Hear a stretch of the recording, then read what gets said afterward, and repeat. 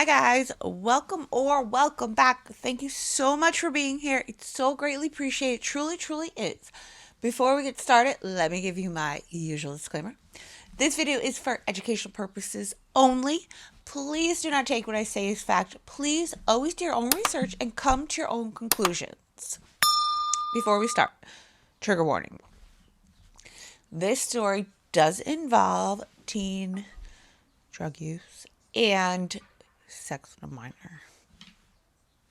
So if that is going to be a little triggering for you, maybe don't watch this one. But if you're ready, let's start, okay? 16-year-old Alexis Rasmussen was born on January 24th, 1995 in Utah to parents Dawn and Kirk. She was described as no ordinary person, the type of person that was going to make a difference in the world. She loved to read, shop, dance, hang out with friends, and be around family. She loved helping people so much that she even had dreams of becoming a nurse one day. But like most teens her age, she was looking for a way to make extra cash to afford the new clothes that she wanted, the new accessories, and nights out with her girlfriends. So that's when Alexis' best friend, Brenna, introduced her to her next door neighbors, 36-year-old Eric Millerberg and his 38-year-old wife, Dia.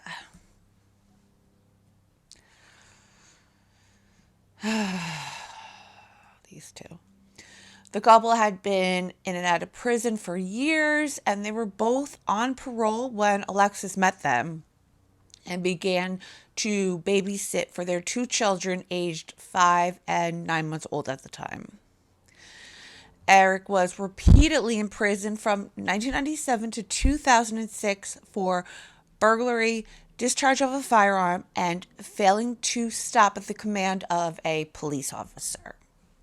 He was also a white supremacist. And a member of a gang. So he was a real gem. He was a gem and a half.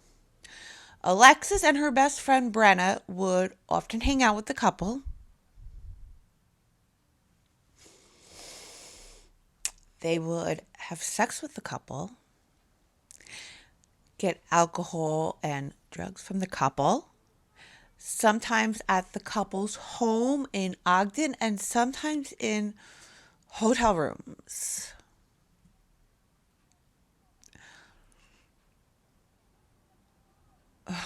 Guys, if you have teens,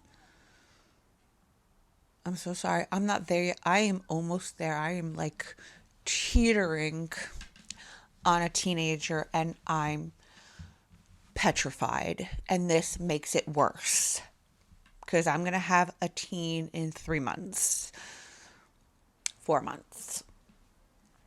September 10th, 2011. Wait. Yeah, 4 months. It's been a long day. September 10th, 2011, Dia picks up Alyssa and brings her back to their home to babysit. She was last heard from at 11:30 p.m. when she texted her mom to tell her that the couple was still not home yet. Her mother tells Alexis to just stay there for the night because it's getting late, and she probably didn't want her on the road that late at night because it was so late, and that's what moms do, right? That's what a mother does when they love their children. But at 10:20 p.m., CCTV at Walgreens captures Alexis and Dia inside the store picking up prescriptions. The two exit the store together and leave together to go back to the couple's home. This would mean that when Alexis texted her mother at 11:30 saying that the couple was still not home, she was lying. I mean, it is what it is. It's what teens do. Not that it's right, but I can't talk. I'm no one to talk. After they returned home, the couple gave Alexis prescription opiates, heroin, I can't say it, and meth mixed in a vial, marijuana, which I do know how to pronounce it properly. Somebody asked me that. Yes, I know how to pronounce it properly. I don't, because, you know, I'll get flagged, and I get flagged enough. If you know, you know. And alcohol. He injected her once with the heroin and twice with meth in the arm and neck. Eric and Alexis then engaged in oral sex with each other. Dia would later testify that the three of them attempted to engage in sexual activities altogether, but that they were all too high to be able to do so.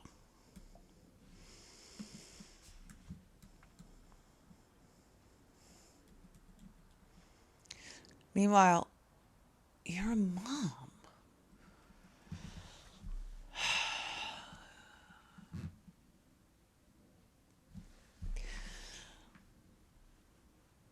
Her mother does say that. Sorry, I know I'm going off topic, but her mother does say in one of the interviews, like, she says, because she's a mom, I trusted that she would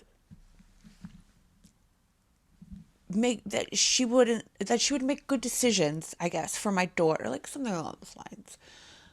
Basically saying, you're a mom. Would you let your child do this stuff? I bet you she wouldn't. But she's going to let somebody else's child do all this. Alexis's mother, Dawn, says she had never met Eric before, only Dia. I took her 5-year-old daughter to my 5-year-old daughter's birthday party. She just seemed like a mom like me. But Eric was a different story. When I met him, I had the most horrible feeling in the world. I had no idea that they'd be capable of doing something like this. No. By the time that Eric had Alexis up for the third time, it was just too much for her little body to handle. She became extremely cold and began shaking. They tried putting her in a hot bath to warm her up, but that didn't work. She allegedly tells them that she wants to be left alone, so the couple go outside to smoke cigarettes and return about 30 minutes later. But after she got out of the tub, she was still shaking uncontrollably. That's when Dia wraps her in a blanket and puts her in their bed, and then leaves her alone again to go back outside to smoke more cigarettes. Let me also put it out there. Dia is a former nurse. Yeah, she's a former nurse. It's said that Dia would walk in and out periodically to check on her, but the fact that she's a former nurse, and didn't call 911 for fear of what would happen to her and her husband, on top of the fact that she's a mother, speaks volumes about her.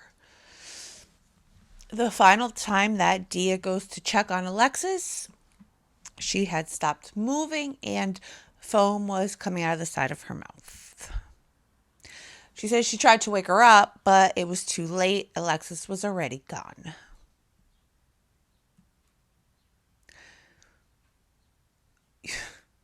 They had hours to save this girl. Hours to save her. And let me also put this out there. Yes, I know that Alexis is very much a willing participant in all of this, but she's a child, okay? Children don't always understand the magnitude of their decisions. That's why us as adults are supposed to be there to stop shit like this from happening, not participating in it. Again, I know it sounds like I'm sticking up for her. I'm not. But on the other hand, I'm kind of saying She was still a kid. And I know that because, I mean, I'm just saying, I did some things when I was a kid that I shouldn't have done. Like, for starters, I'm sorry, Mom. Like, I think my friends and I, we hitchhiked a couple times, which is a terrible decision. But we were like 14, 15, and anything could have happened. Thank God it didn't. But we didn't know. We had no idea. That's like, we just didn't sense danger. We just thought we were invincible, like most teens do. That's all I'm saying. If it wasn't for these two people giving her these highly addictive and very deadly drugs to begin with, the very first time, really, she may still be alive today. That's all I'm saying.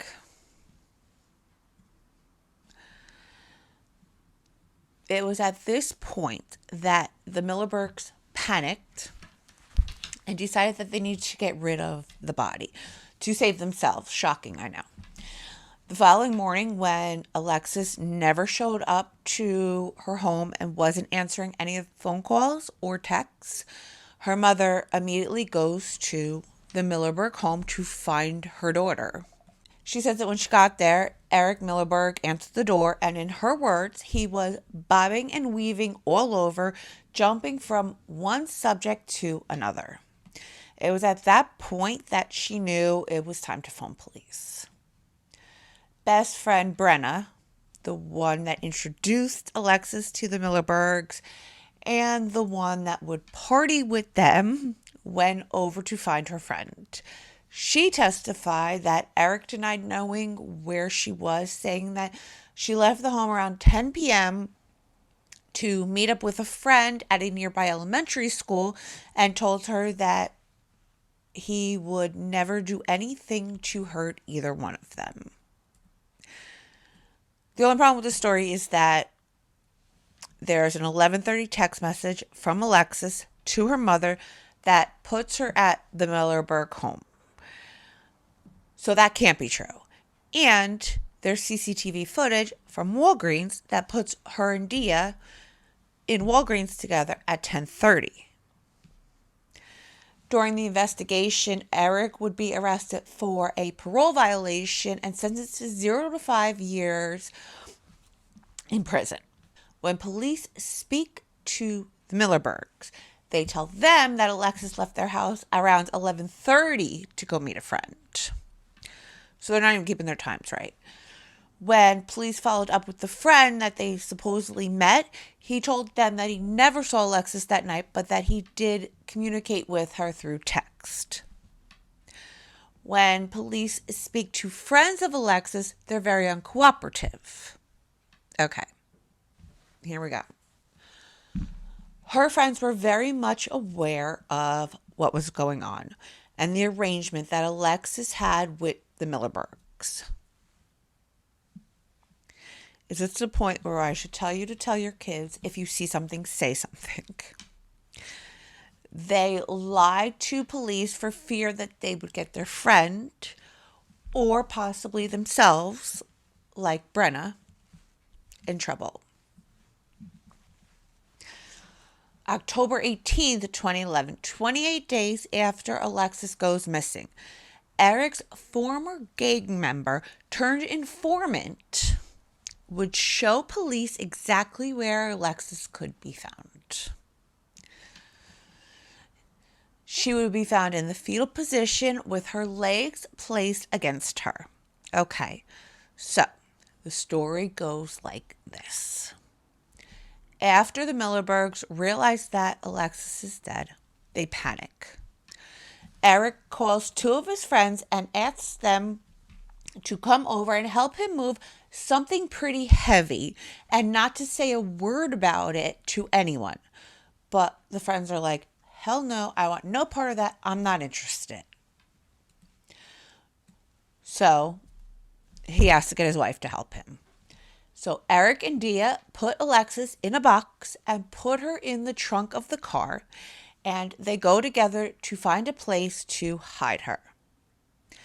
They leave the 6-year-old daughter at home, but they take the 9-month-old with them because, a 9-month can't fend for themselves, but a 6-year-old is more than capable of staying home alone, people. In case you didn't know that, a 6-year-old is more than capable of staying home alone and fending for herself. Of course she is. She's 6. Grow up. You know what? This generation needs to grow up much faster than others, okay? 6 is more than...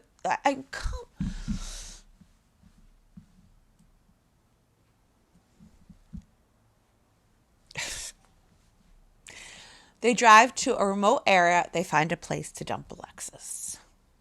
The following morning, Eric Millerberg phones his friend Eric Smith, who helps him move the body to better conceal it, placing it in a shallow grave and covering it with garbage bags.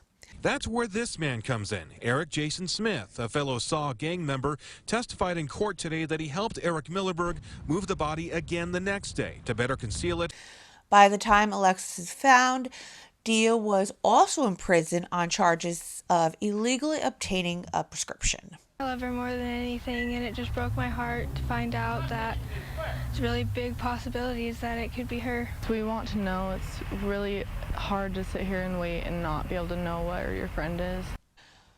Because her body was so badly decomposed, she had to be identified through dental records.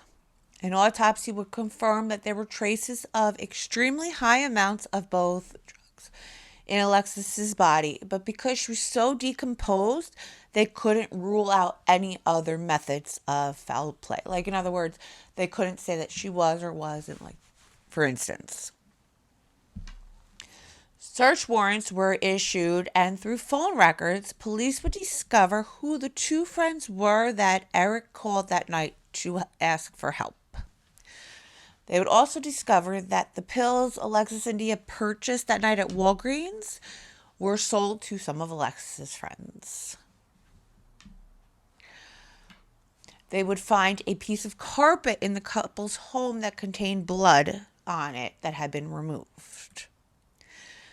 They will also discover that the carpet from the trunk of the Millerberg's car had been removed. Eric would deny doing anything to Alexis. Dia, on the other hand, would tell the police everything, or her version of everything, for a deal with the state that her testimony would not be used against her. She was only charged with obstruction of justice and or desecration of a body. Eric was charged with child abuse, homicide, obstruction of justice, unlawful sexual conduct with a minor, and abuse or desecration of a body. It would take the jury just 90 minutes to find Eric Mullenberg guilty, and the judge would sentence him to 6 years to life in prison. Because of Dia's cooperation, she was sentenced to 5 years in prison with a release date of August 21st, 2019. Much of those details today coming from Dia Millerberg herself in exchange for a deal with the state that her own testimony would not be used against her. That's the problem with it, is the evidence we have of that came from her, and in order to get that against Eric, we've had to give her immunity for her testimony on that issue. But was released 10 months early because she completed 3 residential substance abuse treatment programs. Prior to her sentencing, Dia addressed the family of Alexis Rasmussen. Appalled and disgusted by what I've done. And for your family in a way I can't fix. You're in my prayers, and I hope one day you'll be able to forgive me, and that God will bring me peace.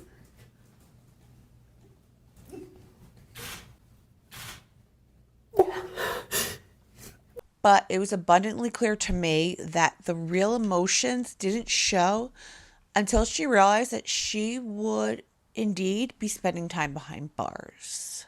But I take these cases as I find them to be. I didn't have any control that it took 3 years to bring this to trial.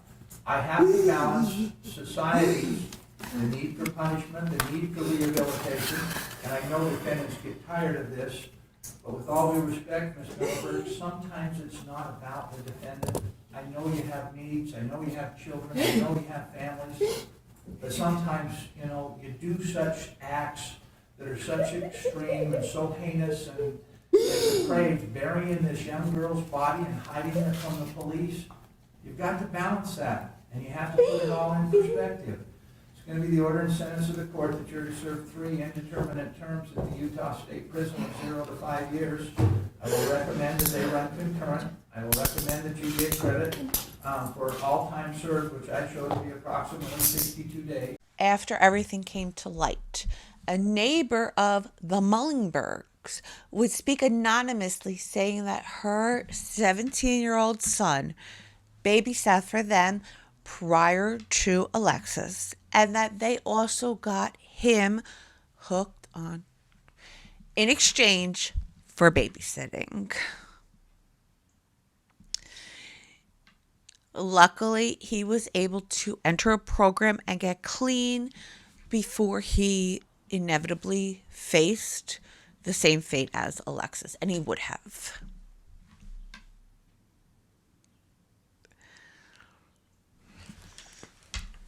All right, guys, if you're still here, thank you, thank you, thank you. I love you, and I appreciate you so, so, so very much. If you haven't liked, subscribed, or commented yet, please consider doing so. It really helps me out. I really, really appreciate it. And until next time, stay safe out there.